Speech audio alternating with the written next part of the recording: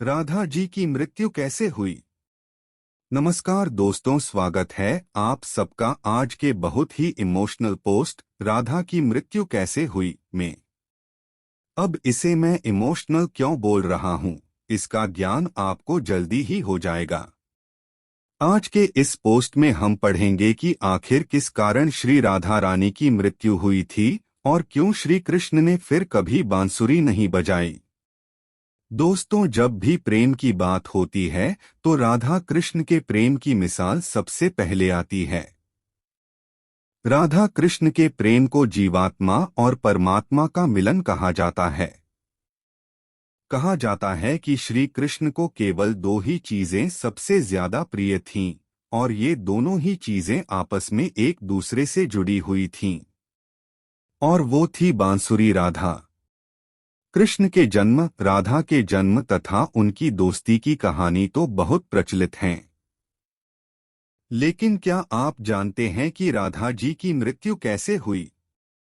आखिर क्या कहानियां प्रचलित हैं उनकी मृत्यु को लेकर? दोस्तों, आज के इस पोस्ट में हम यही जानने की कोशिश करेंगे, राधा की मृत्यु कैसे हुई। राधा कृष्ण के जीवन का सबसे सुंदर पहलू बरसाने की जान और श्री कृष्ण की शान थी।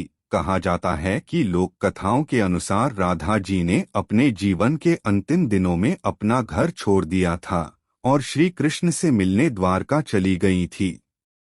कृष्ण के वृंदावन छोड़ने के बाद से राधा का जिक्र बहुत कम हो गया। राधा और कृष्ण जब आखिरी बार मिले थे तो राधा ने कृष्ण से कहा था, भले ही वह उनसे दूर जा रहे हैं किंतु मन से कृष्ण हमेशा उनके साथ ही रहेंगे। इसके बाद कृष्ण मथुरा गए और कंस और बाकी राक्षसों को मारने का अपना काम पूरा किया। इसके बाद प्रजा की रक्षा के लिए श्री कृष्ण द्वारका चले गए और द्वारकाधीश बन गए। जब कृष्ण वृंदावन से निकल गए तब राधा की जिंदगी ने अलग ही मोड़ ले लिया था।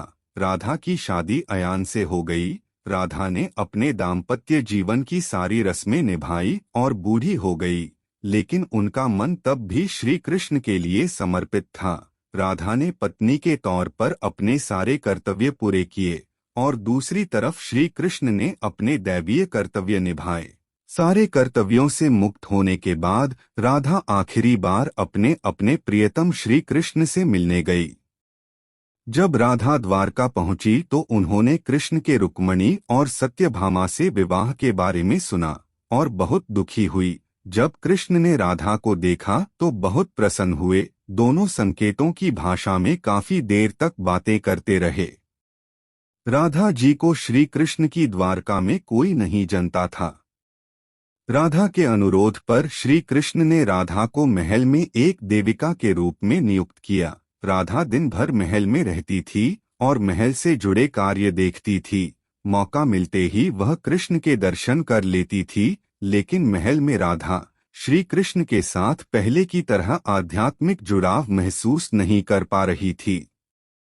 इसीलिए राधा ने महल से दूर जाने का निर्णय लिया और सोचा कि दूर जाकर वह श्री कृष्ण से दोबारा गहरा आत्मिक संबंध स्थापित कर पाएंगी। उन्हें नहीं पता था कि वह कहाँ जा रही हैं, लेकिन भगवान श्री कृष्ण जानते थे।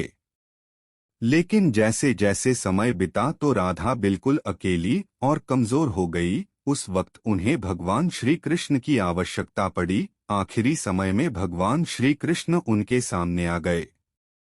कृष्ण ने राधा से कहा कि वह उनसे कुछ मांगे, लेकिन राधा ने मन कर दिया। कृष्ण के दोबारा अनुरोध करने पर राधा ने कहा कि वह उन्हें आखिरी बार बांसुरी बजाते देखना चाहती है। श्री कृष्ण ने बांसुरी ली और अपनी जिंदगी की सबसे सुरीली बांसुरी उन्होंने उस दिन बजाई थी।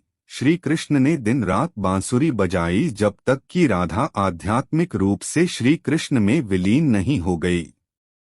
बांसुरी की धुन सुनते सुनते राधा ने अपने शरीर का त्याग कर दिया।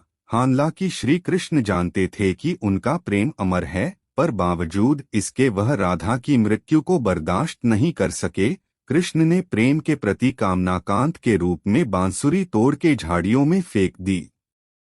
इसके बाद श्री कृष्ण ने जीवन में कभी बांसुरी या अन्य कोई वादक यंत्र नहीं बजाया। कहा जाता है, जब द्वापर युग में नारायण ने श्री कृष्ण का जन्म लिया था, तब मां लक्ष्मी ने राधा रानी का रूप लिया था, ताकि मृत्यु लोक में भी वह प्रभु के साथ ही रहें।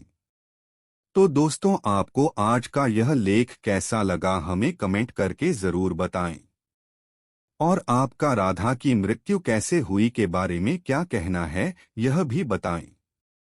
और अगर इस लेख में अगर कोई त्रुटि हुई हो तो हमें क्षमा करें, और क्या गलत है या सूचित करें।